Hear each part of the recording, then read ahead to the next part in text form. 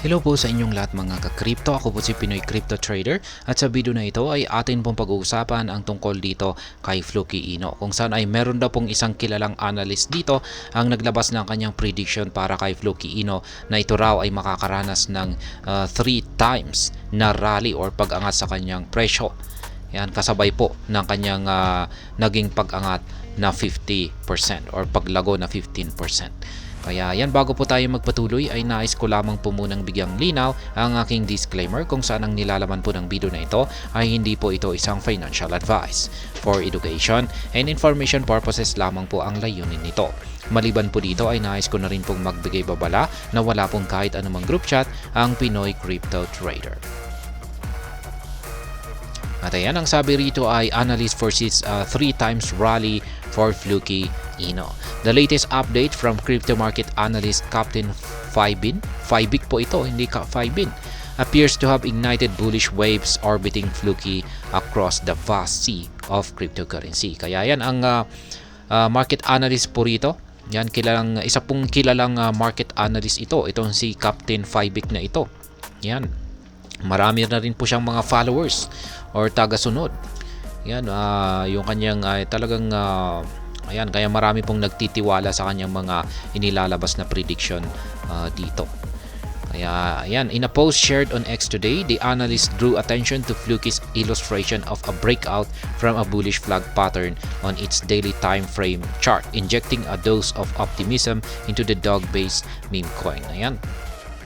Meron po kaming pagkakatulad sa chart dito kay Captain Fibik sapagkat sa daily chart time frame ni Fluky Ino ay kanya na rin pong nakita yung bullish flag pattern natin. Na technical analysis po natin ito kanina, itong si Fluky Ino, at ayan po yung ating bullish flag pattern natin dito. Ayan. Kaya check na lamang po ninyo yung aking naging technical analysis dito kanina. At hanggang ngayon ay kasalukuyan pa rin po niyang ayan, nandito po siya sa upper portion ng ating bullish flag pattern. At hindi po natin alam kung mauuwi po ito sa breakout or tatalbog siya. Pero base po kasi sa mga indicators natin dito ay mataas po ang posibilidad na makakaranas siya ng breakout dito or tutuluyan po talaga niya itong tatagusin. Ayan, notably, a bullish flag pattern suggests a brief consolidation within an uptrend for the token, followed by a rising price trajectory. To this, the analyst further adds looks promising for 2 to 3 times bullish rally, flagging a continued bullish momentum for Fluky Ino. Kaya yan po, ang bullish flag pattern ay ganito po. Ayan, ito po yung flag. Ayan, ito yung watawat. At ang inaasahan po natin sa ganitong pattern ay dito po talaga siya magkakaroon ng breakout sa upper portion nito. At kung sakaling nangyari po ito, ay makakaranas po ito ng isang matinding price surge. Ayan, yun nga lang at hindi po natin alam kung hanggang saan po siya aakyat. Posibleng mataas po ang aakyatin nito. Pero yung mga naging basehan lamang po natin dito sa mga price target natin dito ay yung mga resistance lines po natin dito. Yan po yung mga nagsisilbing mga price targets natin.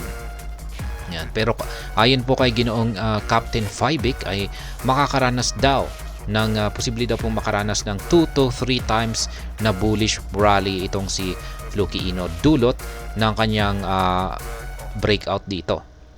Ayan. Kung pag sinabi po nating times 2 to times 3, sabihin na natin times 3, ay ang gagawin lamang po natin ay imumultiply po natin yung kanyang kasalukuyang presyo dito ng times 3. At yan po yung posibleng akyatin ni Fluky Ino ayon po kay Captain Fibik. Kaya yan, ito po yung gagawin natin dito kay Fluky Ino. Multiply po natin yung kanyang kasalukuyang presyo na sabihin natin 0.30 tapos 195. Multiply natin ito ng times 3. Kaya ang makukuha po nating sagot ay 30 digits 585. Kaya yan po yung kanyang price target. Mas mataas pa rito sa ating ultimate price target dito na 30 digits 31584. Kaya nandito po yan. Ayan, lagay po natin dito yung kanyang 585. Ayan, nandito po yan.